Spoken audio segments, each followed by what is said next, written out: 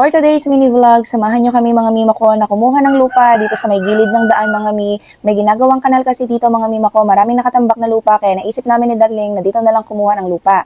After niya mapuno yung mga timba mga mima ko, isa-isa na nga pala niya itong isinakay sa tricycle. Bago nga pala kami kumuha ng lupa dyan mga mima ko ay nagpaalam muna kami sa mga trabahador na nandiyan. Andito na nga kami sa school mga mima ko at maglalagay na ng lupa si Darling sa mga ginawa kong DIY flower pot. Itutur ko na nga din kayo mga mima ko dito sa harapan ng classroom ko kung saan ko ilalagay itong mga flower pot na ginawa ko mga mi.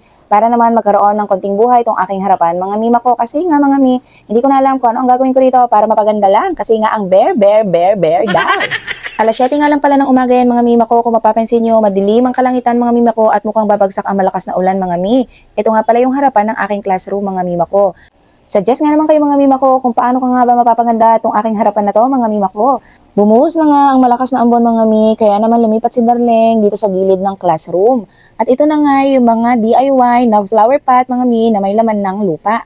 Ngayon naman mga mi, iniisip ko dyan kung ano nga ba ang itatanim kong halaman. Ang gusto ko kasing itanim dyan mga mi ay yung halaman na mukhang buhay na pero katatanim lang. Tumulong na nga rin pala akong maglagay ng lupa dyan mga mima ko para mapabilis ang aming gawain.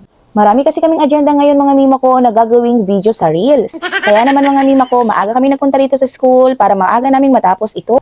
Kaso naisip ko mga mima ko, paano namin matatapos ito kung wala naman pala kaming itatanim na halaman.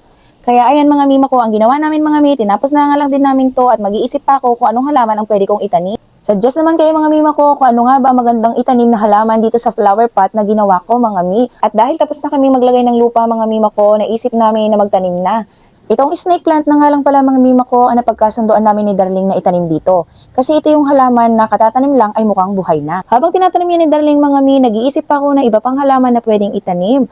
Kaya naman mga mima ko, napag-isipan namin na saka na lang namin tatapusin yan at maghahanap muna kami ng ibang halaman na pwedeng itanim.